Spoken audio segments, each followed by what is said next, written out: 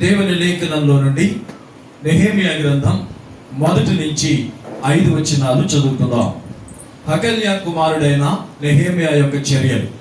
20వ సంవత్సరములో క్లేసేపు మాసమున నేను షూషాను కోటలో ఉండగా నా సహోదరులలో అనానీయాను ఒకడును యూదులలో కొందరును వచ్చాయి.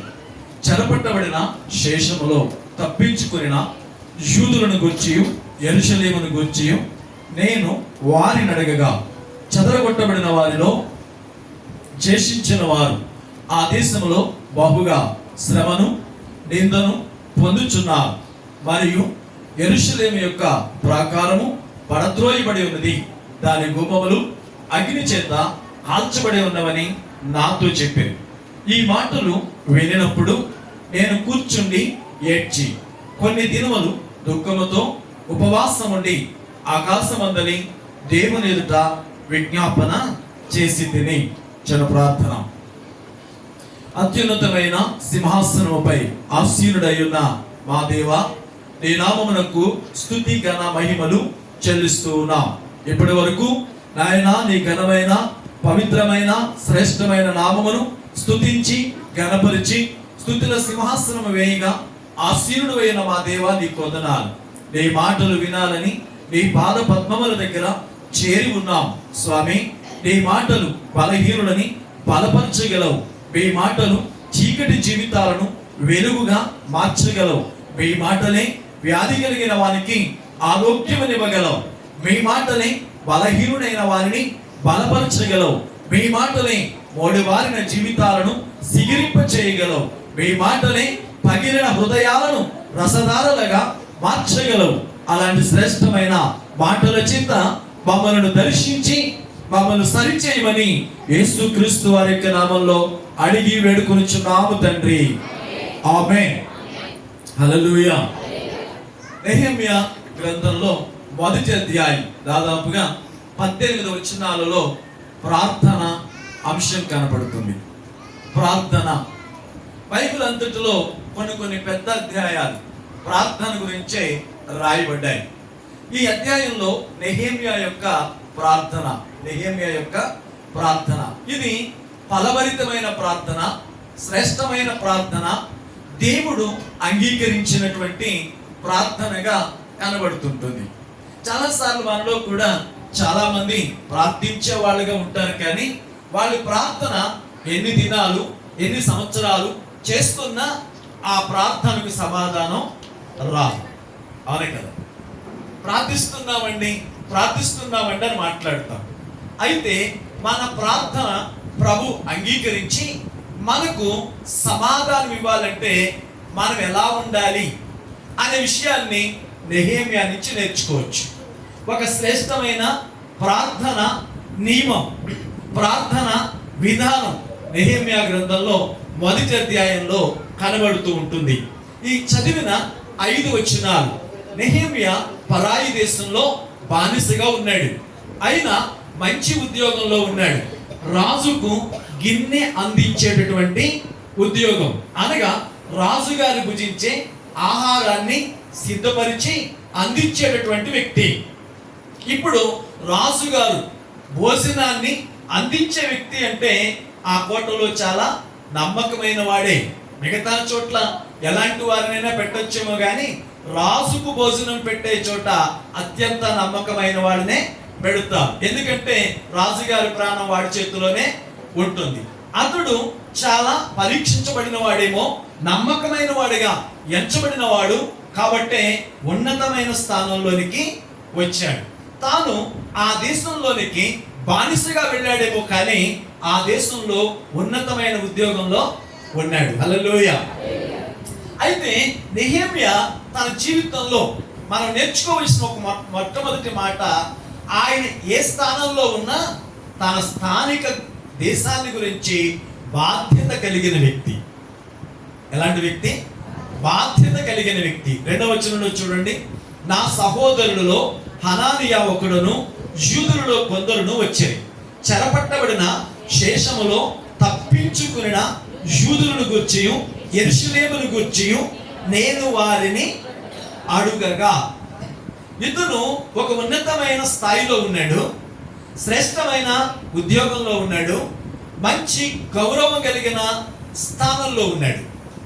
నేను బాగున్నాను అనుకోవడం లేదు, కానీ నా దేశం ఎలా ఉంది, నా సహోదరులు ఎలా ఉన్నారు, నా ప్రాంతం ఎలా ఉంది అని అక్కడికి వచ్చుచున్న వారిని బాధ్యతగా అడుగుతున్నాడు. చూడండి, అంటే ఈ మాటలో మీకు ఒక మాట జ్ఞాపకం చేయన, బాధ్యత కలిగిన జీవితం కలిగి ఉండాలి. నేనేదో బ్రతుకుతున్నానని కాదు, నా చుట్టూ ఉన్న వాళ్ళు ఎలా ఉన్నారు, నా ఎదుటి వాళ్ళు ఎలా ఉన్నారు అనే విషయాన్ని గ్రహించడానికి బాధ్యత కలిగి ఉండాలి. ఈ రోజున చాలా మంది కుటుంబాలలో బాధ్యత లేని జీవితాలు కనపడతాయి. వీళ్ళంతా ఒకే కుండలో తింటారు, ఒకే కప్పు కింద ఉంటారు, కానీ భార్య ఏం చేస్తుందో భర్తకి తెలియదు, భర్త ఏం చేస్తున్నాడో భార్యకి తెలియదు, కొడుకు ఏం చేస్తుండో కూతురికి తెలియదు, కూతురు ఏం చేస్తుందో తల్లికి తెలియదు. వీళ్ళందరూ ఒక కప్పు కిందే ఉంటారు, ఒక హాల్లోనే ఉంటారు, ఎవడు ఫోన్ పట్టుకుని ఆడే చూసుకుంటారు. అవునే కదా? ఎవరు ఫోన్ పట్టుకుని ఆడే చూసుకుంటారు. అంటే వీళ్ళంతా మనం ఆలోచిస్తున్నప్పుడు ఈ కుటుంబ జీవితంలోనే వ్యక్తుల పట్ల బాధ్యత లేని స్థితులు చూస్తాం. ఒక వ్యక్తి దేవుని సన్నిధిలో శ్రేష్టమైన వ్యక్తిగా ఉండాలంటే ఆ వ్యక్తి మొట్టమొదటి ఎలాంటి వాడిగా ఉండాలి? బాధ్యత కలిగిన వ్యక్తిగా. ఈ రోజున ఈ మాటలు వింటున్న ప్రేమైన వారులారా, మీ కుటుంబం యొక్క మీ బాధ్యత ఏంటి అసలు? ఒక తల్లిగా, ఒక తండ్రిగా, ఒక యజమానిగా ఇంటిలో ఉంటున్న నీ బాధ్యత ఏంటో ఎప్పటికైనా అర్థమైందా? కొంతమంది ఎలా ఉంటారు అని అడిగితే వాళ్ళ ఇల్లు వాళ్ళకి ఆకలేస్తే అన్నం పెట్టే హోటల్లో ఉంది, నిద్ర వస్తే పడుకునే లాడ్జిలో ఉంది. అంటే సమయానికి వస్తాడు, తినేసిపోతాడు, సమయానికి వస్తాడు, నిద్రపోయిపోతాడు. కుటుంబం ఎలా ఉందో వాడికి అవసరమే లేదు. అవునే కదా? ఈ రోజున చాలా మంది వ్యక్తులు ఇలా ఉన్నారు. కానీ నెహెమ్యా ఉన్నతమైన స్థితిలో ఉన్న, ఉన్నతమైనటువంటి జీవనాన్ని చేస్తున్న ఓ ప్రాముఖ్యమైన స్థితిలో ఉన్నాడు. నా దేశం ఎలా ఉంది, నా స్వజనుడు ఎలా ఉన్నారు, నా రక్త సంబంధులు ఎలా ఉన్నారు అనేటువంటి బాధ్యత. ఈ మాటలు వింటున్న ప్రేమైన వారులారా, మరి మీ జీవితంలో బాధ్యత కలిగిన వ్యక్తులుగా ఉన్నారా? మీ సంఘంలో మీరు బాధ్యత కలిగిన వ్యక్తులుగా ఉన్నారా? కొంతమంది సంఘంలో సభ్యులే కానీ బాధ్యత లేని వ్యక్తులు. బాధ్యత లేని వ్యక్తులు. ఆరాధన అంటే 60 మంది కనపడతారు, విజ్ఞాపన అంటే 3 కనపడతారు. అదే కదా? ఆరాధన అంటే 60 మంది కనపడతారు ఆదివారం, కానీ విజ్ఞాపన చేద్దాం శనివారం 3 కనపడతారు. మిగిలిన 57 మందికి ఏం లేదు, బాధ్యత లేదు. అదే కదా? ఈ రోజున వీళ్ళంతా ప్రార్థన చేద్దాం. బాధ్యత ఏది? నీ సంఘంలో నీ బాధ్యత ఏంటి అసలు? ప్రభువు నిన్ను రక్షించి సమాజం నుంచి ప్రత్యేకించి సంఘంలో చేరిస్తే ఈ సంఘంలో నీ బాధ్యత ఏంటో నీకు అర్థమైందా? ఎవరో చర్చిని తుడిచారు, ఎవరో చాప వేశారు, ఎవరో కుర్చీ వేశారు, మరొకరో ఫ్యాన్ వేశారు. వచ్చావు, కూర్చున్నావు, వెళ్ళావు. అసలు సంఘంలో నీ బాధ్యత ఏంటి? సంఘంలో నీ యొక్క పనేంటో ఎప్పుడైనా ఆలోచించావా? మీ శరీరంలో చూడండి, ప్రతి అవయవము దాని పరిమాణంలో బాధ్యతగా పనిచేస్తుంది. ఏ అవయవానికి మరొక అవయవం చెప్పనవసరం లేదు. ఎలా బాధ్యత? మీరు నడిచి పెడుతున్నారు, మీ చిటికిన వెలికి దెబ్బ తగిలింది. దెబ్బ తగలగానే పైన ఉన్న కన్ను చూస్తుంది, అది ఏడుస్తుంది, నడుము వంగుతుంది, చేయి పట్టుకుంటుంది, నోరు పిలుస్తుంది. ఎంత సేపట్లో జరుగుద్ది? దేని బాధ్యత అది ఎంత చక్కగా ఖచ్చితమైన సమయంలో చేసింది. ఈ రోజున మన జీవితంలో ఆరంభం పాట నుంచి 60 పాటలు పాడేదాకా వస్తూనే ఉంటుంది. అంటే ఏమీ లేదు, వీళ్ళకి బాధ్యత లేదు. కానీ నెహెమ్యా అలాంటి కాదు, బాధ్యత కలిగి ఉన్నాడు.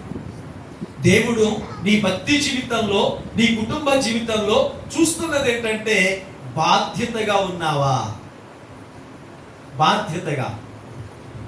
బాధ్యత లేని జీవితం దేవుని ఎదుట అంగీకరించబడదు.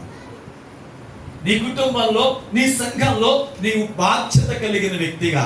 నెహెమ్యా కొన్ని సంవత్సరాల క్రితం ఆ ఊరు విడిచిపెట్టి వచ్చాడు, కొన్ని సంవత్సరాల క్రితం. కానీ ఇప్పుడు వాళ్ళు ఎలా ఉన్నారు, వీళ్ళు ఎలా ఉన్నారు అనే బాధ్యత కలిగి ఉన్నాడు. కనుక మీ సంఘంలో ప్రతి కుటుంబము పక్క కుటుంబం పట్ల బాధ్యత కలిగి ఉందా?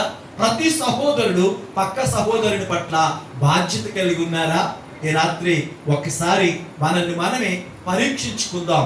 మనం బాధ్యత కలిగి ఉన్నామా లేదా?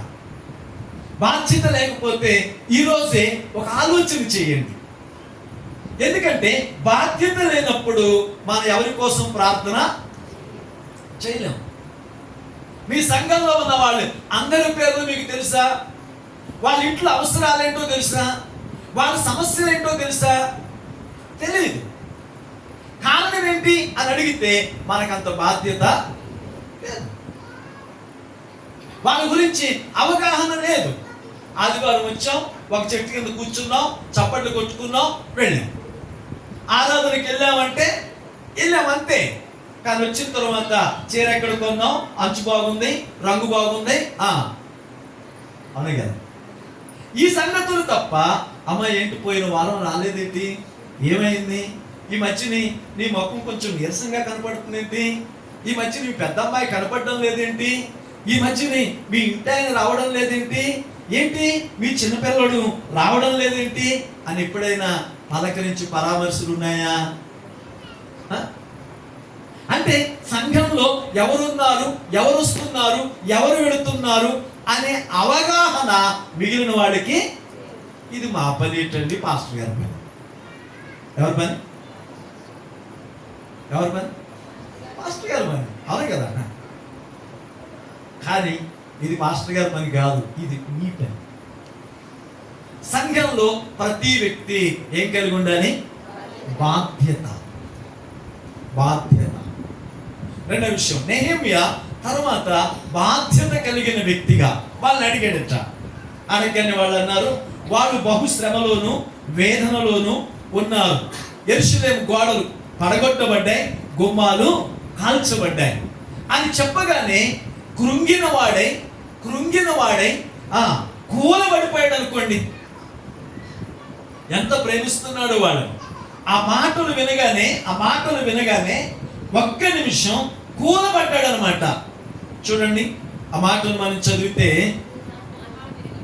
ఆ మాట నేను వినినప్పుడు నేను కూర్చుని ఏడ్చి కొన్ని దినములు దుఃఖముతో ఉపవాసం ఉండి ఆకాశమందుల దేవునికి విజ్ఞాపన చేసి తిని. రైట్, కొన్ని దినాలు కూర్చున్నాడట.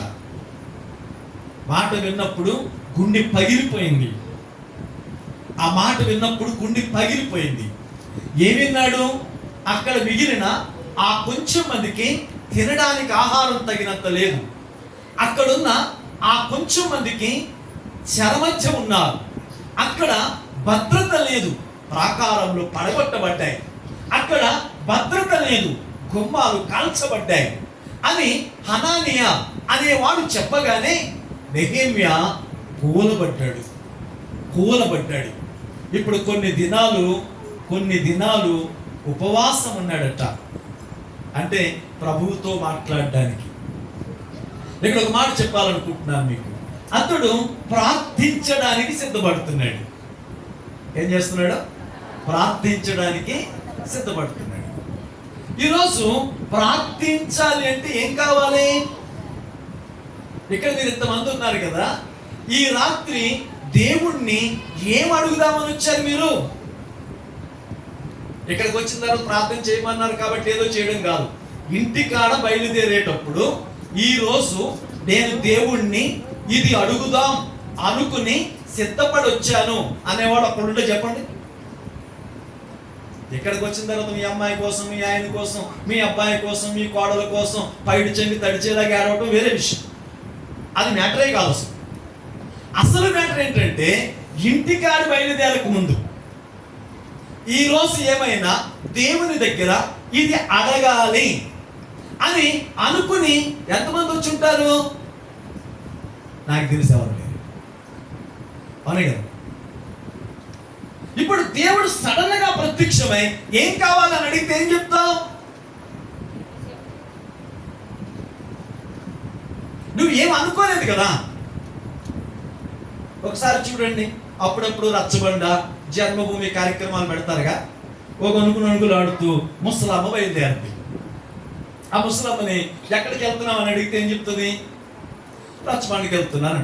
ఎందుకు వెళ్తున్నావు అని అడిగారు అనుకోండి, వెంటనే చెప్పుద్దా? నాకు పెన్షన్ రావట్లేదనో, బియ్యం ఇవ్వట్లేదనో, మందులు ఇవ్వట్లేదనో, కొడుకు చూడట్లేదనో.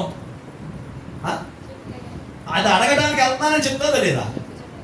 మీరు ఎక్కడికి వెళ్తున్నామంటే చర్చికి వెళ్తున్నాం అన్నారు. ఎందుకు వెళ్తున్నామంటే ఎంతమంది చెప్పగలరు?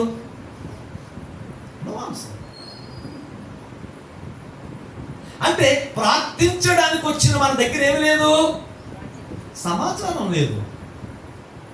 ఏదో బైబిల్ అట్టుకు వచ్చామంతే. మీరు ఎప్పుడైనా మీ రేషన్ కార్డులో మీ పేరు ఏముందో చూసారు ఎప్పుడైనా? మీ రేషన్ కార్డులో ఎన్ని పేర్లు ఉన్నాయి ఎప్పుడైనా చూసారు మీరు? మీ ఇంట్లో ఉన్న వాళ్ళు అన్ని పేర్లు ఉంటాయి, అవును మిస్ అవుతాయా?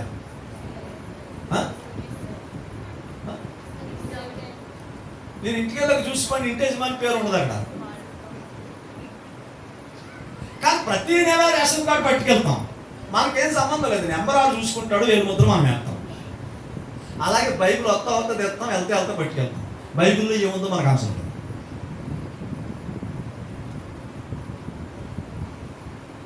మనం ప్రార్థించడానికి వచ్చినప్పుడు మన దగ్గర ప్రభువుతో మాట్లాడడానికి సమాచారం కావాలి.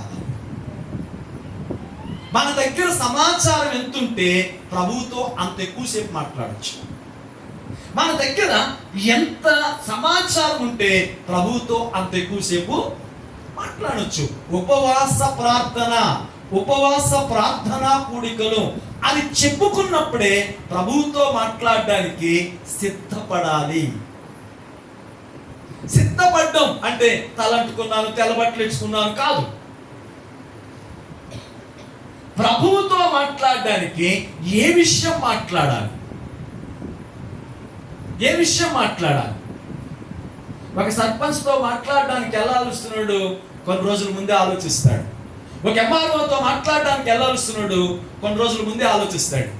ఒక కలెక్టర్తో మాట్లాడాలనుకున్నాడు, కొన్ని రోజుల ముందే ఆలోచిస్తాడు. మరి అలాంటిది ప్రపంచాలనే చక్రవర్తితో మాట్లాడాలి అనుకుంటున్నప్పుడు నీ దగ్గర సమాచారం వద్దా? ఈ రోజున దేవుని లేఖనంలో సమాచారం ఎలా వస్తుంది అని అడిగితే మొట్టమొదటి మాట దానియేలు గ్రంథం 9వ అధ్యాయం 1-2 వచనాలు. మాదీయుడగు అహష్వేరోషు యొక్క కుమారుడైన దర్యావేషు కల్దీయుల పైన రాజాయను. అతని ఏలుబడిలో మొదటి సంవత్సరం దానియేలును నేను యెహోవా తన ప్రవక్తయగు ఇర్మీయాకు సెలవిచ్చి తెలియజేసినట్లు యెరూషలేము పాడుగా ఉండవలసిన 70 సంవత్సరములు సంపూర్తియగినని గ్రంథముల వలన గ్రహించి తిని. కనపడిందా? గ్రంథముల వలన గ్రహించి తిని.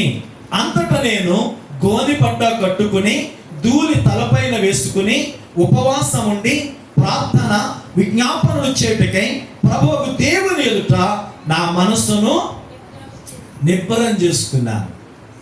దానియేలు ఓ పుస్తకం చదువుతున్నాడు. దానియేలు ఓ గ్రంథం చదువుతున్నాడు. ఆ గ్రంథం చదువుతుంటే అందులో ఒక మాట కనపడిందట. అదేంటంటే ఇశ్రాయేలు దేశం 70 సంవత్సరాలు పాడుగా ఉండాల్సిన కాలం అయిపోయింది అనే విషయం అర్థమైందట.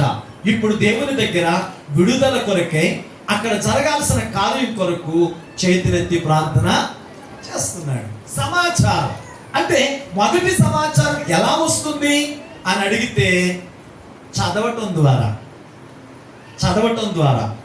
అంటే ఉదయం లేవగానే న్యూస్ పత్రిక చదివేవాళ్ళు, ఉదయం లేవగానే కొన్ని సాహిత్యాన్ని చదివేవాళ్ళు. ప్రతిరోజు మన ఇంటి ముందు ఒక పేపర్ ఉంది అంటే ఆ పేపర్లో ప్రభుత్వం ఇచ్చే పథకాలు ఏంటని కాదు, దేశంలో ప్రజలు ఎలా ఉన్నారు, దేశంలో పరిపాలన ఎలా ఉంది, దేశంలో పరిస్థితులు ఎలా ఉన్నాయి అనే విషయాలని దేవుడు మనకి తెలియచేస్తున్నాడు. ఆ సమాచారం అంతా తీసుకుని ప్రభువుతో మాట్లాడడానికి ఒక అద్భుతమైన సాధనం, ఒక అద్భుతమైన సాధనం. ఈ రోజున చాలా సార్లు మన జీవితంలో చదివినప్పుడు అయ్యో పాపం అనుకుంటున్నా విడిచిపెడుతున్నాం. అంతేనే కానీ ఇది ఇలా జరిగిందంట ప్రభువు దగ్గర విజ్ఞాపన చేద్దాం. పోయిన ఆదివారం ఉదయం న్యూస్ పేపర్లో కేరళలో వయనాడులో ఆ పర్వతాలు కృంగిపోయి చాలా మంది చనిపోయారు అనే న్యూస్ వచ్చింది. న్యూస్ చూడగానే అయ్యయ్యో అయ్యయ్యో సానుభూతి అనుకోడు.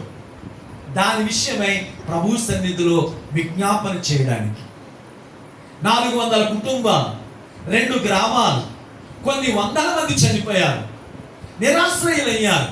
ఎంతమంది కొరకు ప్రార్థించే ఓ సమాచారం. ఓ భర్త ఓ భార్యను తాకిన మైకంలో కొట్టి చంపాడు. ఇలాంటి సంగతులు అనేక మంది శరణార్థులు కూర్చున్న సంగతులు అనుదినం న్యూస్ పేపర్లోనే చూస్తాం. చూసిన ప్రతిసారి ఆడిని ఈడిని కాసేపు తిట్టుకుని ఊరుకోవడమే తప్ప దీని విషయమై ప్రభు దగ్గర మాట్లాడే తీరికేది మనకి. ఒకటి చదవటం ద్వారా కావలసిన సమాచారం, రెండవది చూడటం ద్వారా. చూడండి యోహాను శుభవార్త 4వ అధ్యాయం 35వ వచనం. ఇక 4 నెలలు తరువాత కోతకాలం వచ్చిందని మీరు చెప్పుదురు కదా, ఇదిగో కనులెత్తి పొలమును చూడండి, అవి ఇప్పుడే తెల్లవారి కోతకొచ్చి ఉన్నవని మీతో చెప్తున్నా. ఇంకా 4 నెలలు అనుకుంటున్నాం, కానీ ఆయన అంటాడు ఇప్పుడే చూడండి. మన ఇంటి చుట్టూ ఉదయం లేచినప్పటి నుంచి సాయంత్రం దాకా చాలా సంగతులు చూస్తాం. కానీ సంగతులు చూసినప్పుడు కాసేపు నవ్వుకుంటాం, కానీ ఆ చూసిన సంగతులు ఎంత విషాదకరమైనవి. సీరియల్లో చూడండి, అత్తగారు కోడలు కొడుతూ ఉంటే, భర్త భార్యను కొడుతూ ఉంటే టీవీ ముందు కూర్చుని పైటి చెంగు తడిచేలా ఏడుస్తారు. ఇంటి పక్కనే ఆ భర్తను భార్య కొడుతుంటే ఈయన పెట్టగోడ ఎక్కి చూస్తారు. టీవీలో నటిస్తేనేమో ఏడుస్తారు, ఇంటి పక్కన జరిగితేనేమో నవ్వుతారు. అవునే కదా? అంటే మనం నటనను చూసి భ్రమిస్తున్నాం, వాస్తవాన్ని చూసి చెల్లించలేకపోతున్నాం. కానీ పౌలు గారు అపోస్తలుల కార్యాలు 17వ అధ్యాయం 16వ వచనం చూడండి. పౌలు ఎథెన్సులో వారి కొరకు కనిపెట్టుకుని ఉండగా ఆ పట్టణము నిండి ఉండుట చూచినందున అతని ఆత్మ పరితాపం పట్టలేకపోయిను. కృంగిన వాడై ఏడుస్తూ ఉన్నాడు. ఆ పరిస్థితులు చూస్తున్నప్పుడు మీకు ఈరోజు మీరు చూడండి, మీరింట్లో టీవీ చూస్తున్నప్పుడు వాళ్ళు చూపిస్తున్న చిత్ర, సోషల్ మీడియాలో, ఫేస్బుక్లో, యూట్యూబ్లో, ట్విట్టర్లో, ఇంకేమున్నాయి, ఇన్స్టాగ్రామ్లో ఉదయం నుంచి సాయంత్రం దాకా జరుగుతున్న సంఘటనలు చూస్తే హృదయం చలించేటటువంటి సంగతులు. ఇన్నిటిని చూస్తూ సమయాన్ని అర్థం చేసుకుంటున్నాం, కానీ చూస్తున్న సంగతుల్లో ప్రభువుతో మాట్లాడే విషయాలు ఉన్నాయని మర్చిపోతున్నాం. ఇక్కడ బాగానే ఉన్నాం అనుకుంటున్నావు, కానీ మన దేశాన్ని గురించిన సంగతులు ఏమైనా తెలుసా నీకు? ప్రభు దగ్గరికి ప్రార్థించడానికి వచ్చావు, కానీ నీ స్నేహితులు శ్రేయోభిలాషులు ఎలా ఉన్నారో, వాళ్ళ జీవన విధానం ఏంటో నీకు ఎప్పుడైనా ఆలోచన చేసావా? మన దేశంలో 150 కోట్ల మంది ఉంటే 15 కోట్ల మందికి పైగా ఒక్క పూట కూటి కొరకు పోరాటం చేస్తున్నారన్న సంగతి నీకు తెలుసా? మన దేశంలో 10 కోట్ల మందికి పైగా గృహాలు లేక వీధిలో అరుగుల మీద పడుకుంటున్న వ్యక్తులు ఉన్నారన్న సంగతి నీకు తెలుసా? మన దేశంలో పల్లెల దగ్గర నుంచి పట్టణాల దాకా ఇంత ఘోరమైనటువంటి స్థితిలో చాలా మంది జీవనాలు ఉన్నాయి. ప్రతి 4 నిమిషాలకి ఒక వ్యక్తి ఆత్మహత్య చేసుకుంటున్నాడు తెలుసా? చేసిన వ్యవసాయం కలిసి రాలేదనో, ప్రారంభించిన వ్యాపారం కొనసాగలేదనో, అమ్మ తిట్టిందనో, నాన్న కొట్టాడనో, మొగుడు కొట్టాడనో, భార్య తిట్టిందనో అలిగి అనేకులు ప్రతి 4 నిమిషాలకి ఒక వ్యక్తి ఆత్మహత్య చేసుకుంటున్నాడు మన దేశంలో. ప్రతి 2 నిమిషాలకి 3 యాక్సిడెంట్లు వాళ్ళు చచ్చిపోతున్నారు. ప్రతి 2 నిమిషాలకి 3 వ్యక్తులు యాక్సిడెంట్ వల్ల చనిపోతున్నారు. దేవుని దగ్గర మాట్లాడడానికి వచ్చిన మనం ఎలా ఉన్నాం ఒకసారి ఆలోచించుకోవాలి. ప్రతి 2 నిమిషాలకి ఒక వ్యక్తి క్యాన్సర్తో చచ్చిపోతున్నాడు మన దేశంలో. ప్రతి 2 నిమిషాలకి ఒక వ్యక్తి క్యాన్సర్తో చచ్చిపోతూ ఉన్నాడు. ప్రతి 10 నిమిషాలకి ఒక అత్యాచారం, ఒక మానభంగం భారతదేశ వ్యాప్తంగా జరుగుతుంది. ఇవన్నీ మనకు ప్రభుత్వాలు ఇస్తున్న నివేదికలు. ఇవి చూస్తున్నప్పుడు ఒక క్షణం అయ్యో పాపం అనుకుని సానుభూతితో వదిలేస్తున్నాం, కానీ వీళ్ళందరి కొరకు ప్రభు దగ్గర ఎప్పుడైనా విజ్ఞాపన చేసావా? ప్రభు దగ్గర ఎప్పుడైనా 2 కన్నీటి బొట్లు కార్చావా? ప్రభు పాదాలు పట్టుకుని ఎప్పుడైనా బ్రతిమలాడావా? ఉపవాస ప్రార్థన ప్రార్థన ప్రార్థన ఏది సమాచారం? ఏమడిగావు? పై ఉపవాస ప్రార్థనలో ప్రభు పాదాల దగ్గర ఏమడిగావు? ఎవరి గురించి అడిగావు? దేని గురించి అడిగావు? కానీ 25 సంవత్సరాల క్రితం మీ తోటిపాటుతో దెబ్బలాడిన మాటలు మాత్రం గుర్తుంటాయి నీకు, అవునా? 10 సంవత్సరాల క్రితం మీ బావగారు మాట్లాడిన మాటలు గుర్తుంటాయి, కానీ రాత్రి ప్రభువుతో ఏం మాట్లాడేవో గుర్తుండదు. ఇది ప్రార్థన జీవితం. కానీ నెహెమ్యా సమాచారాన్ని సేకరించాడు. ఒకటి సమాచారం చదవటం ద్వారా వస్తుంది, రెండవది చూడటం ద్వారా వస్తుంది, మూడవది వినడం ద్వారా వస్తుంది. నెహెమ్యా గ్రంథం 1వ అధ్యాయం 4వ వచనం, ఈ మాటలు వినినప్పుడు నేను కూర్చుండి. ఈ మాటలు వినినప్పుడు నేను కూర్చుండి. ప్రియమైన వాళ్ళారా, వినడం అంటే ప్రభువుతో మాట్లాడాలి అనుకున్న వ్యక్తులకి సమాచారం ఎలా వస్తుంది? ఒకటి చదవడం, రెండవది వినడం, చూడడం. 3 విషయాలు. చదువుతున్నప్పుడు, చూస్తున్నప్పుడు, వింటున్నప్పుడు ప్రభువుతో మాట్లాడే విషయాలు. ఆయమ్మ ఈ అమ్మ కూర్చుంటే సూర్యుడు వెళ్ళిపోతాడు, కానీ ఇక్కడ సోదావదు ఇక్కడ, అవును కదా? ఆయమ్మ ఈ అమ్మ కూర్చున్నారు అనుకోండి అక్కడ, ఇక ఊళ్ళో ఉన్న విషయాలన్నీ, అవునా? ఊళ్ళో ఉన్న విషయాలన్నీ ఇన్స్టాగ్రామ్లో ఎవరో ఒక అమ్మాయి రీల్ పెట్టింది అనమాట. ఆ అమ్మాయి అడుగుతుంది, సార్ నేను మీ ఇంట్లో పని చేస్తానండి, బట్టలు ఉతకడానికి నెలకు 2,000 అండి, వాతలు తొడగడానికి 2,000 అండి, పాత్రలు తవ్వడానికి 2,000 అండి, పక్కింటి విషయాలన్నీ మీతో చెప్పడానికి 20,000 అన్నారు. అంటే ప్రజలు దేని గురించి ఆలోచిస్తున్నారు? పక్కింటి విషయాలు తెలుసుకుని ఏం చేసుకుంటాం? కనుకనే వింటున్న విషయాలలో ప్రభువుతో మాట్లాడే విషయాలు చూడండి. వాళ్ళ కుటుంబంలో కలహాల గురించి ఉన్నారు, ప్రభువు దగ్గర చెప్పండి. వాళ్ళ ఇంట్లో రోగాల గురించి ఉన్నారు, ప్రభువుతో మాట్లాడండి. వాళ్ళ ఇంట్లో శోధన గురించి ఉన్నారు, ప్రభువుతో మాట్లాడండి. ఒక విశ్వాసిగా, దేవుని పిల్లలుగా ప్రభువుతో మాట్లాడాలంటే ఏముండాలి? సమాచారం. ఈ రాత్రి జ్ఞాపకం చేసుకోండి, రేపు రాత్రి ప్రార్థనకు వచ్చేటప్పుడు మీ ఇంటి దగ్గర అనుకోండి, రేపు పొద్దున్న ఉదయం నుంచి మళ్ళా ప్రార్థనకు వచ్చేదాకా ఉంటారుగా, మీరు గదిలో కూర్చుని ఈరోజు ప్రభువుతో ఏం మాట్లాడాలనుకుంటున్నారో ఓ పేపర్ తీసుకోండి, రాయండి మొత్తం. రేపు వచ్చేటప్పుడు షూర్గా ఇది అడుగుతాను అని ఉద్దేశంతో రండి. వెళ్ళేటప్పుడు మీరు అడిగింది చేత పట్టుకుని వెళ్ళండి. హల్లెలూయా. ఒకటి బాధ్యత కలిగిన వ్యక్తిగా ఉండాలి, రెండవది సమాచారం కలిగిన వ్యక్తిగా ఉండాలి. 3వ విషయాన్ని జ్ఞాపకం చేస్తున్నాను. విని ఏమంటున్నాడు? 4వ వచనం చూద్దాం. ఈ మాటలు విన్నప్పుడు నేను కూర్చుండి ఏడ్చి కొన్ని దినములు దుఃఖముతో ఉపవాసం ఉండి ఆకాశమందని దేవుని ఎదుట విజ్ఞాపన చేసిద్దిని. హల్లెలూయా. ఇప్పుడు సమాచారం సేకరించిన తర్వాత సిద్ధపడాలి. ఎవరితో మాట్లాడడానికి? దేవునితో మాట్లాడడానికి. మనం మాట్లాడుతున్న ఆయన ఎవరు? ఆకాశ మహాకాశములు పట్టజాలని దేవుడు. ఆయన పరాక్రమశాలి. ఆయన పరాక్రమశాలి. ఆయన పరిశుద్ధుడు. ఆయన ప్రేమ కలిగిన వాడు. ఆయన అవునంటే అవును, కాదంటే కాదు. ఆయన ఆకాశమందున్నాడు, నీవు అవనయందున్నావు. నీ మాటలు ఎలా ఉండాలి?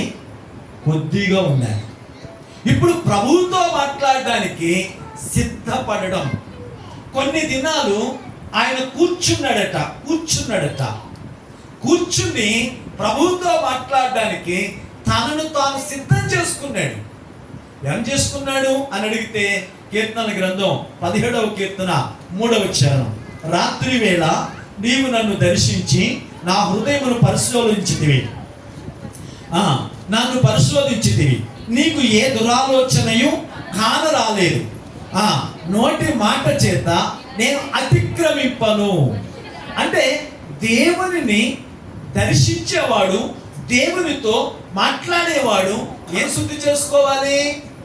హృదయం. దేవునితో మాట్లాడేటప్పుడు హృదయం ఎలా ఉండాలి?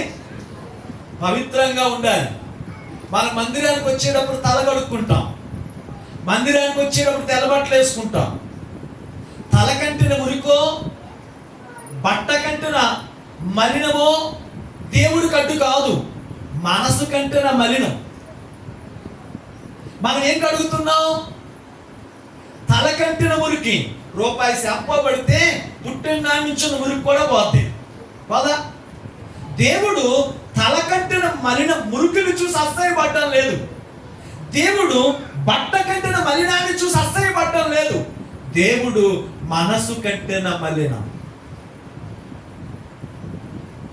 మనసు కంటిన మలినం, హృదయంలో ఉన్న అపవిత్రత. ఈ రోజున నీ జీవితంలో ప్రభువుతో మాట్లాడాలి అనుకుంటే మొట్టమొదట ఆయనకు అసహ్యమైన జీవితాన్ని విడిచిపెట్టాలి. ఒక రోజున దావీదు తన ఇంటిలో పసిగుడ్డు జబ్బు చేసి మంచం పడితే చేతులెత్తి ప్రార్థన చేశాడు. ఎన్ని రోజులు? వారం రోజులు. మొదటి రోజు ఉపవాసం ఉన్నప్పుడు, రెండవ రోజు ఉపవాసం ఉన్నప్పుడు ఇంటిలోని ఎన్నికైన వారు, సైన్యాధిపతి, మంత్రి తదితర వ్యక్తులు వచ్చి, రాజా నీకేమైనా పిచ్చా ఏంటిది? నువ్వు బాగుంటే ఇలాంటి వాడిని 100 మందిని పుట్టించొచ్చు, ఏంటి వీడి కోసం ప్రాణం పోగొట్టుకుంటావా అని ఆదరణ కలిగిన మాటలతో హెచ్చరికతో చేస్తే కూడా లేవలేదు. అవునా? దేవుడిని అడుగుతున్నాడు, బెత్షెబాకి తనకి పుట్టిన బిడ్డను బ్రతికించమని ఏడుస్తున్నాడు. కానీ సంగతి ఏంటంటే దావీదు జబ్బు పడ్డ బిడ్డను చూస్తున్నాడు. దేవుడు జబ్బుకు కారణమైన దావీదు చేసిన పాపాన్ని చూస్తున్నాడు. ఎంత తేడా ఉంది! దావీదేమో జబ్బు తీ అని ఏడుస్తున్నాడు, దేవుడేమో పాపం ఒప్పుకో అని చెప్తున్నాడు. వీళ్ళిద్దరి మధ్య ఈ పాపం అనేది ఒక అడ్డుగోడలా ఉండిపోయింది.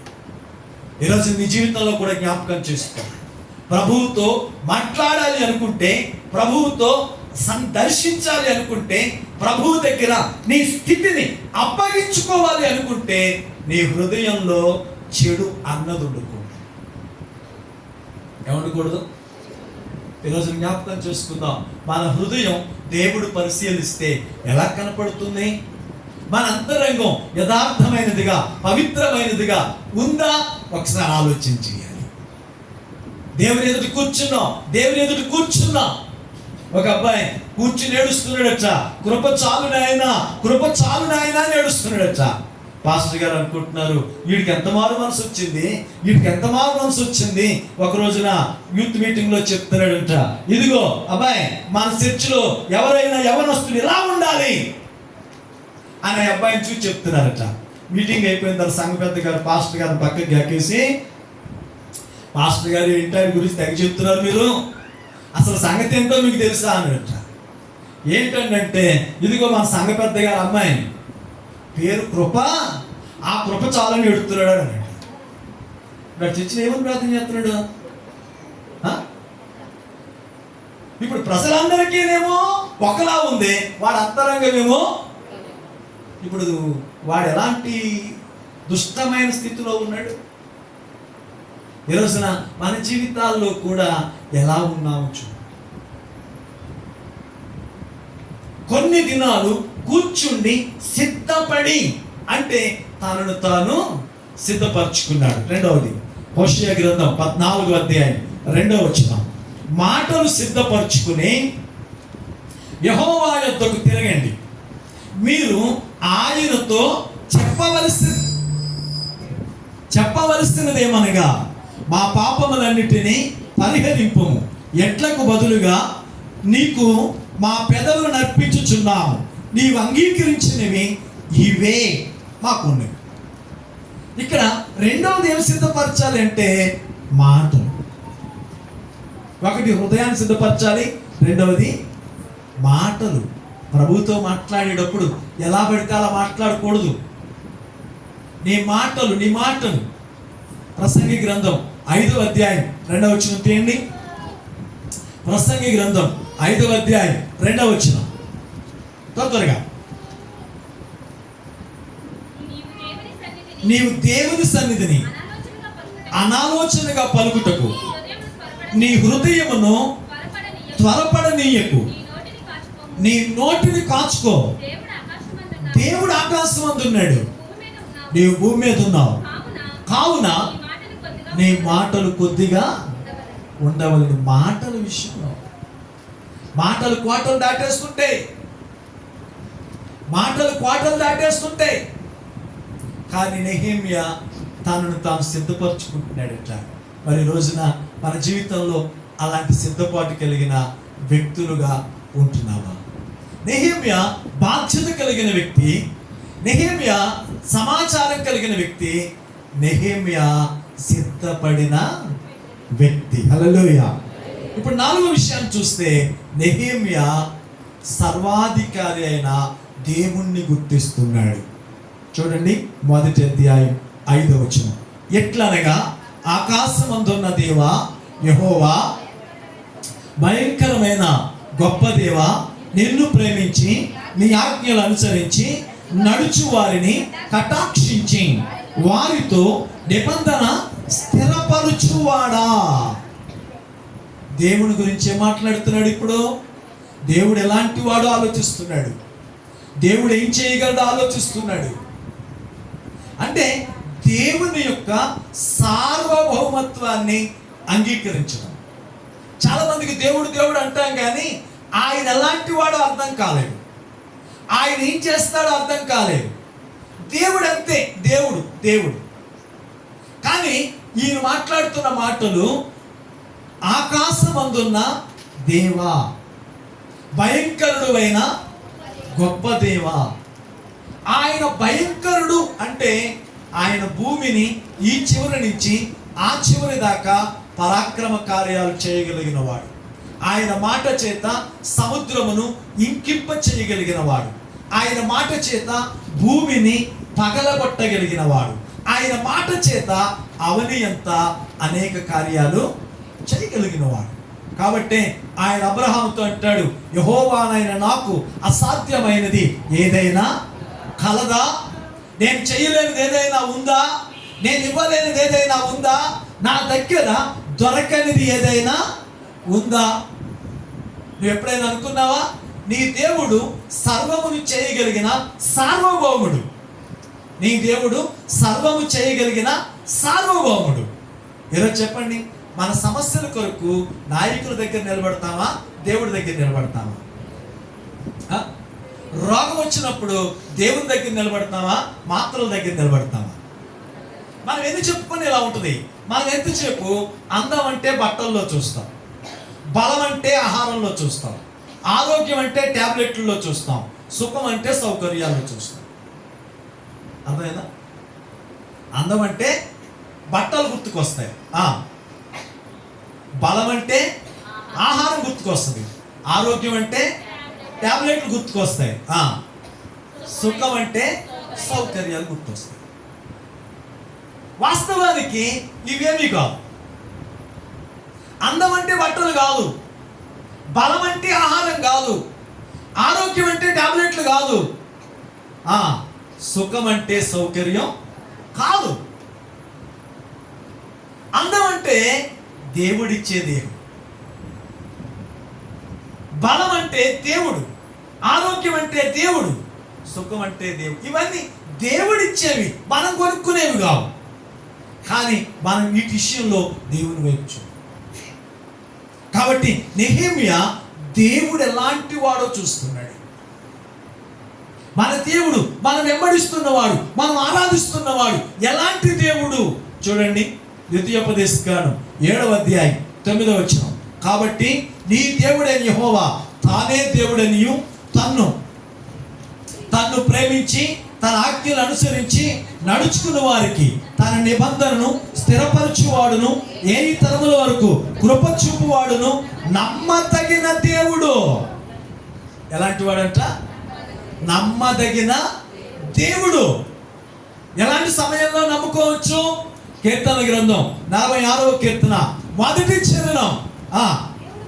దేవుడు మనకు ఆశ్రయమును దుర్గమునై ఉన్నాడు, ఆపత్కాలములో నమ్ముకోదగిన సహాయకుడు.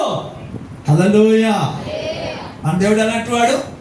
నమ్ముకోదగిన సహాయకుడు. నమ్ముకోదగిన. తెస్సలోనికీయులకు రాసిన 2వ పత్రిక 3వ అధ్యాయం 3వ వచనం. అయితే ప్రభువు నమ్మదగిన వాడు. హల్లెలూయా. దేవుడు ఎలాంటి వాడు? నమ్మదగిన వాడు, నమ్ముకోదగిన వాడు. ఆయన నమ్ముకునేవాడు కాదు, ఏ ప్రపంచంలో నమ్ముకోదగిన వాడు. ఆయన చేసిన సృష్టిని ఆలోచన చేయండి, ఎంత నమ్మకంగా పనిచేస్తుందో. ఆయన చేసిన పనిని ఆలోచించండి, ఎంత నమ్మకంగా ఉంటుందో. కాబట్టి ఆయన నమ్ముకోదగిన వాడు. ఇప్పుడు నెహెమ్యా ఆయన ఎలాంటి వాడు అంటే, ఆయన అంటాడు, ఆయన ఆకాశమందున్న దేవుడు, పరాక్రమశాలైన దేవుడు, నమ్ముకోదగిన దేవుడు. ఎప్పుడైనా ఆలోచిస్తున్నావా? నీ జీవితంలో, నీ పరిస్థితుల్లో ఆయన మీద ఆధారపడగలిగిన రాజుల మొదటి గ్రంథం 8వ అధ్యాయం 23వ వచనం. యెహోవా ఇశ్రాయేలు దేవా, పైనున్న ఆకాశమందైనను క్రిందున్న భూమందైనను నీ వంటి దేవుడు ఒక్కడును లేడు. ఏమంటున్నాడు? నీ వంటి దేవుడు ఒక్కడు లేడు. అంటే మనము ఆశ్రయించుచున్న ఇలాంటి దేవుడు అవనియందెక్కడా లేడు. ఈయన పాపులలో చేరక ప్రత్యేకంగా ఉన్నవాడు. ఆయన మరణించి మరలా బ్రతికిన దేవుడు. ఆయనే సర్వలోకమును పోషించుచున్న పోషకుడు. ఆయన శరీరులకు దేవుడు, ఆత్మలకు తండ్రి, ప్రాణులకు పోషకుడు.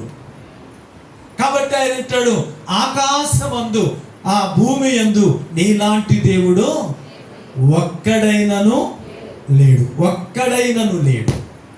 ఈ రాత్రి సమయంలో నీ దేవుడు ఎలాంటి వాడో ఆలోచించగలిగేవా? యెహోషాపాతు మాట్లాడుతూ దినవృత్తాంతాలు 2వ గ్రంథం 20వ అధ్యాయం 6వ వచనంలో ఒక మాట అంటాడు, మా పితరుల దేవా యెహోవా, నీవు ఆకాశమందున్న వాడివై ఉన్నావు, అన్యజనుల రాజ్యములను ఏలువాడవు నీవే.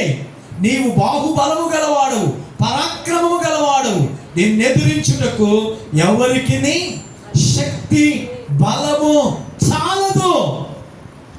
అంటే ఈ ప్రపంచాన్నంతటిని పాలించుచున్నవాడవయ్యా, ఈ ప్రపంచాన్ని పాలించుచున్నవాడవయ్యా.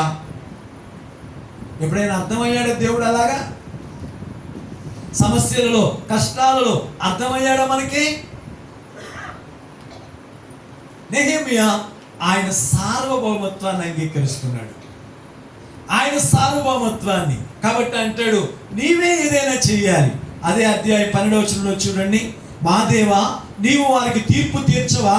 మా మీదికి వచ్చు ఈ గొప్ప సైన్యముతో యుద్ధము చేయుటకు మాకు శక్తి చాలదు, ఏమీ చేయుటకు మాకు తోచదు. నీవే మాకు దిక్కని ఒక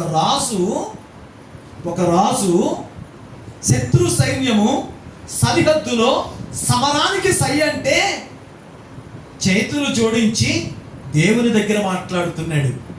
నీవు తప్ప వేరొక దిక్కు మాకు లేదు. ఏం చేస్తున్నా నువ్వే. ఈ రోజున నీ జీవితంలో దేవుని మీద అలా ఆధారపడుతున్నావా? ఆయన సార్వభౌమత్వాన్ని అంగీకరించగలుగుతున్నావా? మీరు చూడండి, మీ ఇంటి వెనకాల ఒక ఆవును మేపుతున్నారు. సరే, ఆవుకి మేతేస్తూ ఉన్నారు, గడ్డి అయిపోయింది. ఆ రోజు సాయంత్రం తోటి గడ్డి అయిపోయింది. రేపటి గడ్డి లేదని ఆవు కంగారు పడద్దా? మీరు కంగారు పడతారా? ఇక్కడే ఉన్నారా లేరా? వింటున్నారా? ఆవు గడ్డి లేదని, అరే రేపు పొద్దున గడ్డి లేదు తాడు తెంపుకుంటుందా? తెంపుకోదు. అరే గడ్డి లేదని ఇంట్లో నిద్ర అట్టకుండా మంచం మీద తిరిగేవాడు ఎవరు? అంటే ఇప్పుడు చూడండి, ఆవు నిన్ను నమ్మినట్టుగా కూడా నువ్వు దేవుణ్ణి నమ్మడం లేదు.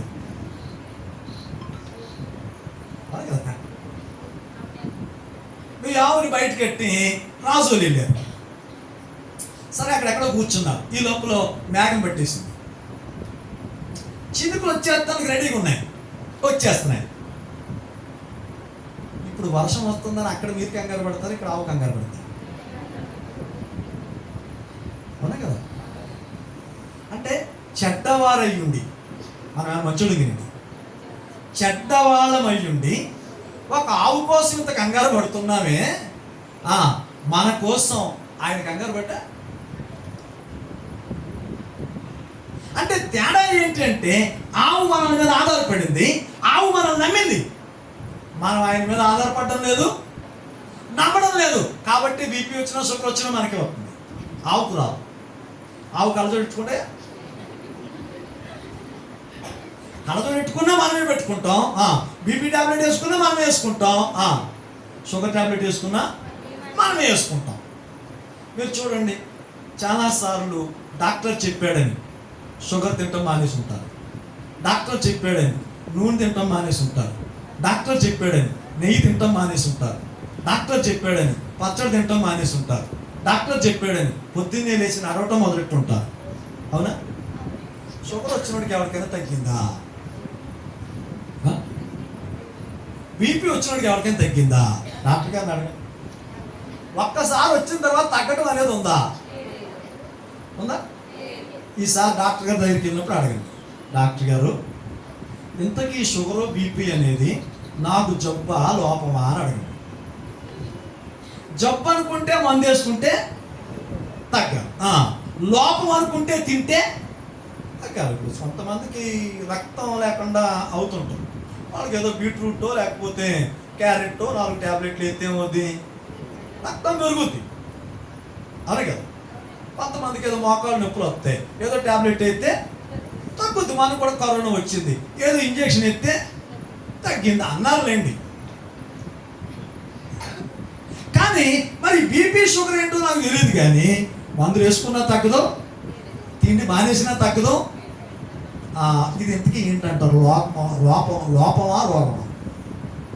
ఈసారి డాక్టర్ గారు అంటే మనం ఇంతమంది మాటలు ఇన్ని చేస్తున్నాం, కానీ దేవుని మీద ఆధారపడ్డం లేదు. దేవుని మీద ఆధారపడ్డం లేదు. దేవుని సార్వభౌమత్వాన్ని అంగీకరించడం లేదు. కానీ నెహెమ్యా, ఆకాశమందున్న నా దేవా, నీవే సర్వమునకు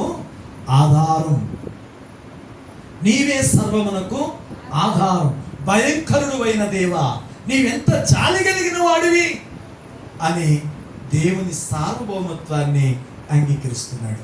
ప్రార్థించడానికి ఉపక్రమించే ప్రతి వ్యక్తి దేవుని అధికారానికి లోబడాలి.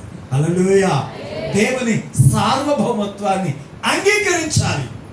ఆ తర్వాత 6వ వచనం చదువు. 6వ వచనం. నీ చెవి యొగ్గి నీ నేత్రములు తెరిచి నీ సన్నిధిని దివారాత్రము నీ దాసులైన ఇశ్రాయేలు పక్షముగా నేను చేయు ప్రార్థన అంగీకరించు.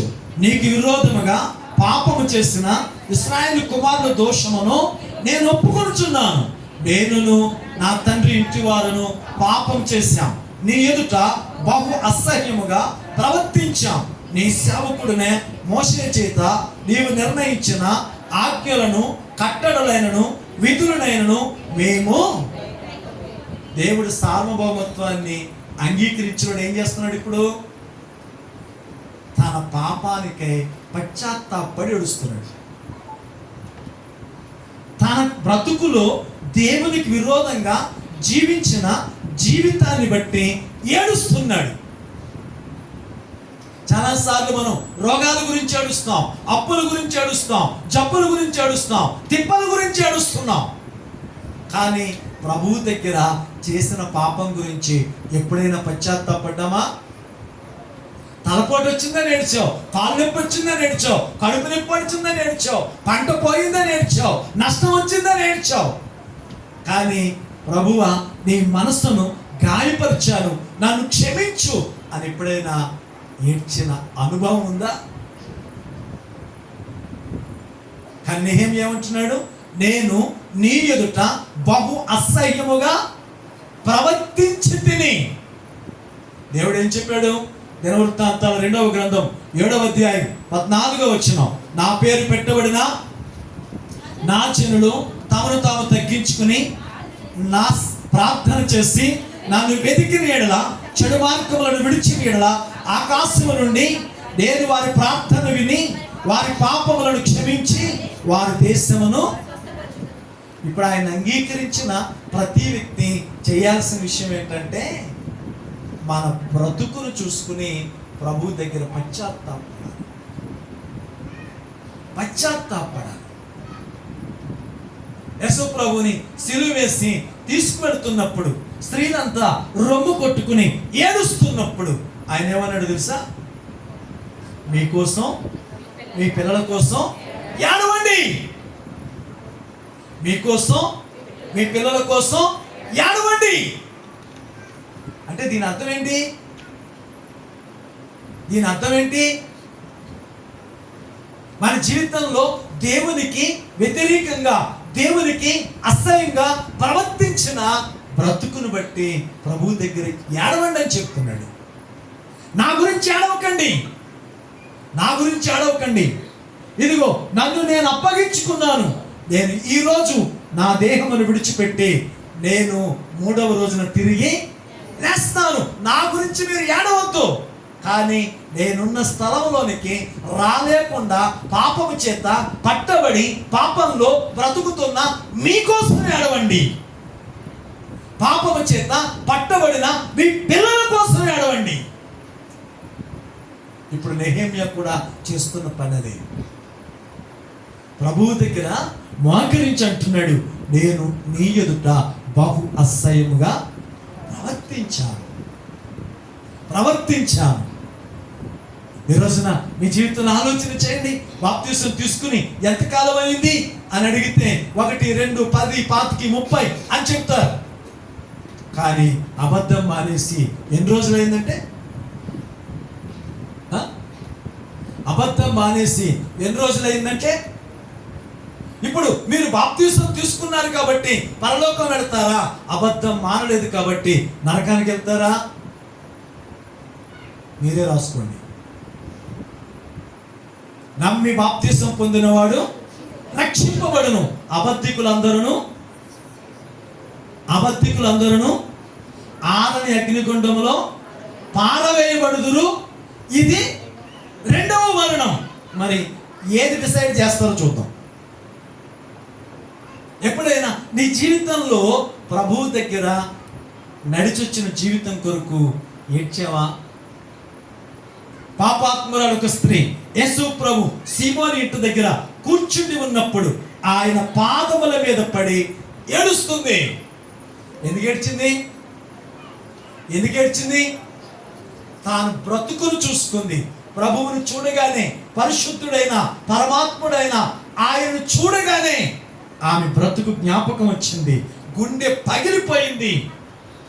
పాదాలు తడిచేటట్టు ఏడ్చింది. పాదాలు తడిచేటట్టు ఏడ్చింది. యోహాను సువార్త 8వ అధ్యాయంలో పాపంలో పట్టుబడిన ఒక స్త్రీ కనబడుతుంది. అమ్మా, వారు నీకు శిక్ష విధించలేదా అని చెప్పగానే ఆమె కూడా ఏడుస్తూ నిలబడింది. అనే ఎంత చెడిన నన్ను, ఇంత పాడైన నన్ను, ఇంత లల్లనైన నన్ను అమ్మా అని పిలుస్తున్న ఆ ప్రేమ ఆమెలో పశ్చాత్తాపాన్ని కలిగించింది. ఈ చివరి దినాలలో మన బ్రతుకులలో ప్రభువు అనుదినం మనతో మాట్లాడుతున్న అనేక మంది సేవకులు నిలబెట్టి గుచ్చి సూటిగా మాట్లాడుతున్నా చలనం లేని వ్యక్తులుగా ఉన్నావేమో, స్పర్శ లేని వ్యక్తిగా ఉన్నావేమో. ఈ రాత్రి నెహెమ్యా రొమ్ము కొట్టుకుని ఏడుస్తున్నాడు. పశ్చాత్తాపంతో ప్రభువు దగ్గర బ్రతిమలాడుతున్నాడు. ఈ రాత్రి నీ జీవితంలో ఆలోచించు. నెహెమ్యా వలె, ఒక పాపాత్మురాలైన స్త్రీ వలె, పాపంలో పట్టబడిన స్త్రీ వలె నీ బ్రతుకుని ఆలోచించుకుని, నీవు నడిచొచ్చిన కాలాన్ని ఆలోచించుకుని, ఎక్కడ దారి తప్పిపోయావో అర్థమైతే నెహెమ్యాలా గుండె కొట్టుకుని ఏడు. ఒక రైతు పొలం గట్లు బాగు చేస్తుంటే ఆయనకి చిన్నపాటి చీపురు పుల్ల ఒకటి దిగింది. దిగగానే కొంచెం నొప్పి అనిపించింది. ఇంటికి వెళ్ళిన తర్వాత ఆ లైట్ వెలుగులో పిన్నిస్ పెట్టి తీయకపోతే బాధ అనిపించి వదిలేశాడు. సరే, ఈ లోపల ఎవరో వచ్చి ఆ చుట్ట కాకేస్తే, గుడ్డ కాకేస్తే అది ఏదో వేస్తారు. ఆ వేడికి ఆ నొప్పి పోయింది. పొద్దున్నే పనిలోకి వెళ్ళిపోయాడు. సరే, ఒక 5-6 నెలల తర్వాత కాలు బలంగా వాసిపోయింది. బోధ కాలులా వాసిపోయింది. వెంటనే హాస్పిటల్లో తీసుకెళ్ళారు. డాక్టర్ గారు ఏంటంటే, రాత్రికి రాత్రి ఇలా వాసిపోయిందండి. ఎక్కడైనా పడ్డారా? లేదండి. ఏదైనా గుచ్చుకుందా? లేదండి. మరి ఎందుకు వాసిపోయిందండి? తెలియదండి. సరే, 2 టాబ్లెట్లు రాశారు. సరే, పంపించారు. ఇంటికి వచ్చేసరికి బాధ ఎక్కువైపోయింది. మళ్ళా వచ్చిన ఆటోలోనే హాస్పిటల్కి వెళ్తే, ఎందుకైనా మంచిదండి, స్కానింగ్ చేద్దాం అన్నారు. స్కాన్ చేసిన తర్వాత డాక్టర్ గారు అన్నారు, స్కాన్ చూసి, సార్ మీకు ఎప్పుడైనా ఏదైనా చీపురు పుల్ల గుచ్చుకుందా అని అడిగారు. అప్పుడు గుర్తొచ్చింది మనోడికి. అవును సార్, ఒక 5-6 నెలల క్రితం గుచ్చుకుందండి. ఇప్పుడు తీసేస్తారా అని అన్నారట. కుదరదండి అన్నారట. మరి ఎలాగా? కాలు తీసేయాలన్నారట. తీసేయాలి. కొంచెం బాధకి తట్టుకోలేక చుట్టకాకో పొగకాకో వేసుకుంటే 4 నెలల తర్వాత ఏం పోగొట్టుకున్నాడు? ఈరోజు జీవితంలో కూడా జ్ఞాపకం చేసుకున్నాడు. దేవుడు మాట్లాడుతున్నప్పుడు లోపల ఉన్న పాపాన్ని ఒప్పుకుని విడిచిపెట్టడానికి ఇష్టపడకపోతే, దేవుని ఆత్మ నిన్ను ఒప్పించుచుండగా ఒప్పుకోవడానికి అడ్డుపడి సిగ్గుపడుతుంటే, రేపు నీ ప్రాణమును, నీ ఆత్మను అగ్నిలో పడవేస్తుంది. ఆలోచించుకోండి. నెహెమ్యా పశ్చాత్తాపపడి ప్రభువు దగ్గర ఏడుస్తున్నాడు. పశ్చాత్తాపపడి. ఈరోజున నీ ప్రార్థనా జీవితం అద్భుతంగా ఉండాలంటే సంఘంలో ఎలా ఉండాలి? నువ్వు బాధ్యత కలిగిన వ్యక్తిగా ఉండాలి. 2వది, సమాచారం కలిగిన వ్యక్తిగా ఉండాలి. 3వది, సిద్ధపడిన వ్యక్తిగా ఉండాలి. 4వది, దేవుని సార్వభౌమత్వాన్ని అంగీకరించాలి. పాపాన్ని ఒప్పుకుని పశ్చాత్తాపడే మనసు కలిగినోడుగా ఉండాలి. ఆ తర్వాత త్యాగభరితమైన వ్యక్తిగా ఉండాలి. చూడండి, దేవుని యొక్క వాక్యంలో నెహెమ్యా గ్రంథం 2వ అధ్యాయం 5వ వచనం. రాజుతో నీ సముఖమందు నేను దయ పొందిన యెడల నా పితరుల సమాధులుండు పట్టణము తిరిగి కట్టునట్లుగా నన్ను యూదా దేశమునకు పంపుడని వేడుకొని ఉన్నాను. ప్రార్థన చేయడం ఒకటే కాదు, త్యాగభరితమైన వ్యక్తిగా ఉండాలి. మీరు ఎక్కడి నుంచో వస్తున్నారు, సరే మీ ఊరు దగ్గరికి అంటూ వచ్చారు. ఆ దగ్గరలో ఎవరో మీకు తెలియని వ్యక్తి సడన్గా ఒక యాక్సిడెంట్ అయి పడి ఉన్నాడు. ప్రాణం పోలేదు, కొట్టుకుంటున్నాడు. మీరు చూసారు, చెలించిపోయారు, గట్టి గట్టిగా అరిచారు, కేకలు వేశారు, ఎవరు లేరు. సరే వెంటనే అటుగా పోతున్న ఒక ఆటో ఆపి అందులో పడేసుకుని హాస్పిటల్కి తీసుకెళ్ళారు.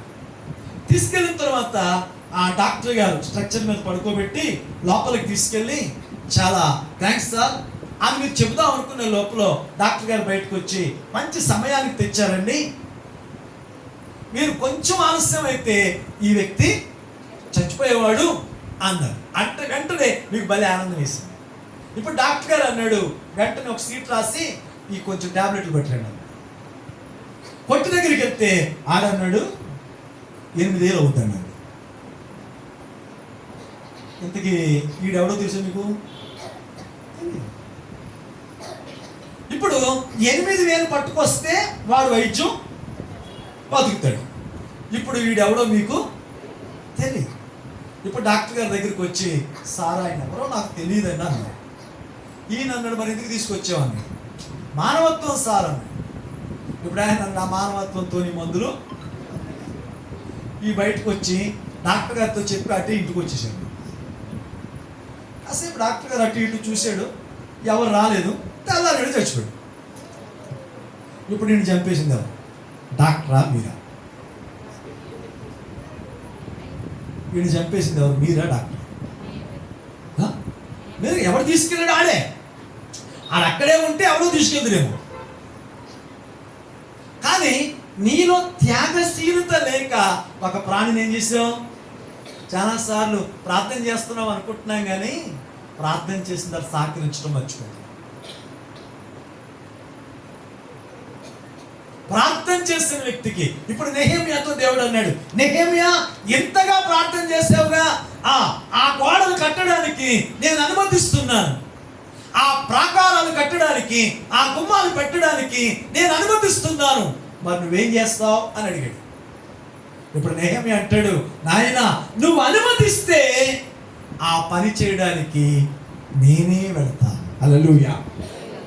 ఉద్యోగం మానేసి జీతాన్ని నష్టం పెట్టుకుని పడిపోయిన ప్రాకారాలు కట్టడానికి, కాలిపోయిన గుమ్మాలు బాగు చేయడానికి, చెడిపోయిన పట్టణాన్ని బాగు చేయడానికి తాను వెళుతూ ఉన్నాడు.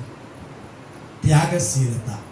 ఈ రోజున నీ జీవితంలో అలాంటి త్యాగశీలత కలిగిన వ్యక్తిగా ఉన్నావా? వ్యక్తిగా ఉన్నావా? మన పక్క ప్రాంతంలో మన బంధువుల మధ్య, స్నేహితుల మధ్య అనేకులు ప్రభువుని ఎరగక ప్రాణాలు పోగొట్టుకుంటే అయ్యో పాపం అనుకుంటున్నావు, కానీ నీ కన్నుల ఎదుట అనేక సార్లు అవకాశం వచ్చినా వారికి ప్రభువుని గురించి చెప్పలేకపోయావు.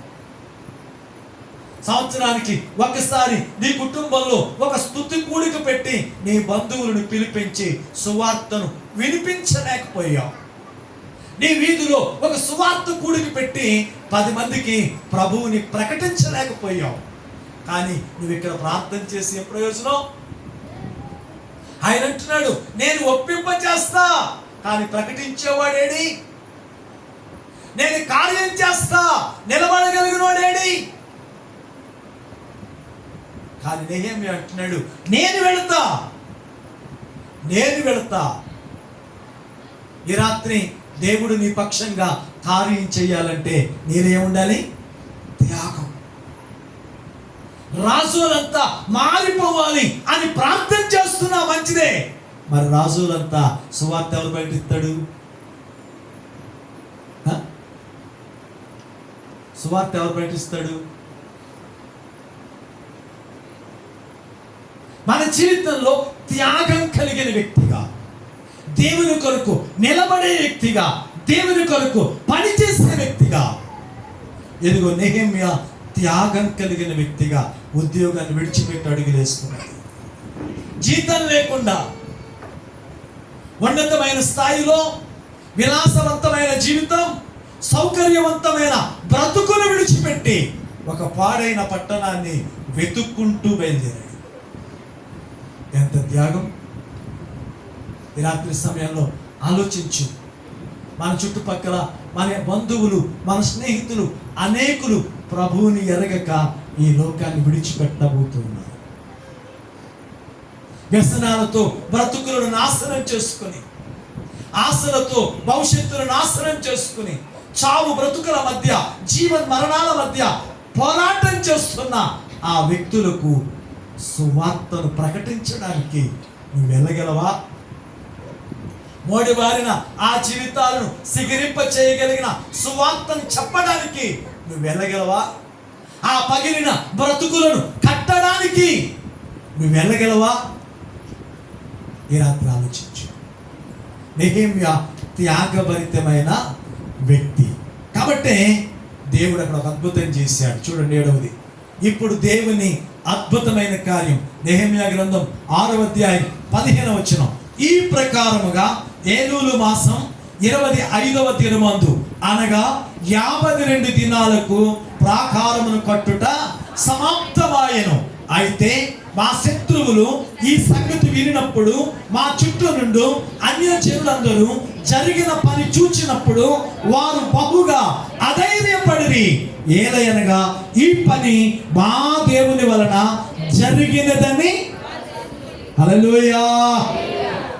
దేవుడు అద్భుతం చేశాడు, ఆశ్చర్యం చేశాడు. దేశమే ఆశ్చర్యపడింది. అంటే ఒక వ్యక్తి ఇంత అద్భుతం చేయగలిగాడు అంటే, ఒక వ్యక్తి ఇంత ఆశ్చర్యం చేయగలిగాడు అంటే ఆ వ్యక్తి ఎలాంటి వాడు చెప్పాను చూడండి. 1 బాధ్యత కలిగిన వ్యక్తి, 2వది సమాచారం కలిగిన వ్యక్తి, 3వది సిద్ధపడిన వ్యక్తి, 4వది దేవుని సార్వభౌమత్వాన్ని అంగీకరించిన వాడు, 5వది పాపాన్ని లేక పశ్చాత్తాపపడిన వ్యక్తి, 6వది త్యాగం కలిగిన వ్యక్తి. అప్పుడు దేవుడు అద్భుతాన్ని చూశాడు. ఈ రాత్రి నీ జీవితం చూసుకో. ఆయనకి నెహెమ్యా నువ్వే కాదు, నువ్వు అలా ఉంటే ఈ రాత్రి నీ జీవితంలో అద్భుతం చూస్తావు. 52 దినాలలో గొప్ప ప్రాకారాలు కట్టేశారట. 52 దినాల్లో జరిగిన పని చూచి ప్రజలు ఆశ్చర్యపోయి, ఇది మనుషులు కాదు దేవుడే. ఈ రోజున మరి ఆ దేశంలో చేసిన దేవుడు నీ కుటుంబంలో చేయడా? నెహెమ్యా జీవితంలో చేసిన దేవుడు నీ జీవితంలో చేయడా? ఇంకెంతకాలం బాధ్యత లేని సోమరిలా ఉంటావు? ఇంకెంతకాలం సమాచారం లేని వ్యక్తిగా ఉంటావు? ఇంకెన్ని రోజులు సిద్ధపాటు లేని ఆత్మీయత? ఇంకెంత లెక్క సార్వభౌముని ఎరగని జీవితం? ఇంకెంత దూరం పశ్చాత్తాపం లేని జీవితం? ప్రభువు కొరకు త్యాగం లేని జీవితం? ఆయన ఏం చేస్తారు? ఈ మాటలు అర్థమైతే ఈరోజు ప్రభు దగ్గర మోకరిద్దాం. అందరూ ప్రభు ఎదుట మోకరించి మనలో ఉన్న లోపాన్ని ప్రభు దగ్గర ఒప్పుకునే ప్రయత్నం చేద్దాం. ఎవరు కప్పుకుని వెళ్ళిపోవద్దు. ఈరోజు ఈ 2వ రోజు కూడికలో దేవుడు స్పష్టంగా మనతో మాట్లాడిన మాట ప్రభునందు ప్రేమైన వారులారా, బాధ్యత కలిగిన వ్యక్తులుగా కుటుంబంలో, సంఘంలో, సమాజంలో బాధ్యత కలిగిన వ్యక్తులుగా మనం ఉండాలి. ప్రభువుని అడగడానికి మన దగ్గర సమాచారం ఉండాలి. ప్రతిదినం అనేక సంగతులు వింటున్నాం, అనేక సంగతులు చూస్తున్నాం, కానీ ప్రభువుతో మాట్లాడలేకపోతున్నాం. ఏ రోజైనా నీ దేవునితో మాట్లాడగలవా? ఈ రాత్రి నీ ప్రభువు నీతోనే మాట్లాడుతున్నాడు. ఆయనతో మాట్లాడడానికి సిద్ధపడుతున్నావా? బైబిల్ పట్టుకుని, తలంటుకుని, తెల్లబట్టలు వేసుకుని, పౌడర్ వేసుకుని తాగుతున్నామా అని వస్తున్నావు, కానీ ఆయనతో ఏం మాట్లాడతావు? నీ ఇంటిలో ఉన్న సమస్యలే నీకు తెలియడం లేదే, నీ వీధిలో సమస్యలే నీకు తెలియడం లేదే. ఈరోజు నీ దేవుడు నీతో మాట్లాడుతున్నాడు. సిద్ధపడకుండా ప్రభుని ఎలా దర్శించగలవు? సిద్ధపడకుండా ప్రభుని ఎలా దర్శించగలవు? ఆయన సార్వభౌముడు, ఆయన సార్వభౌముడు, ఆయన నమ్మదగిన దేవుడు, నెమ్మదినిచ్చే దేవుడు ఆయన.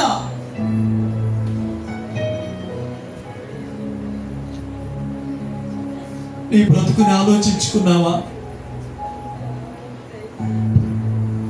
నీవు నడిచొచ్చిన కాలంలో ఆశలు తీర్చుకోవడానికి హద్దులు దాటి అపవిత్రమైన కార్యాలలో, అపవిత్రమైన మాటలతో దేవుని మనసును ఎంత కష్టపెట్టావో ఆలోచించావా?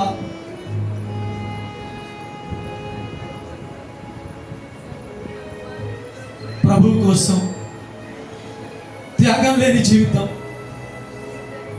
తెగింపు లేని జీవితం ఏం చేస్తాడు నీ జీవితంలో ఆయన?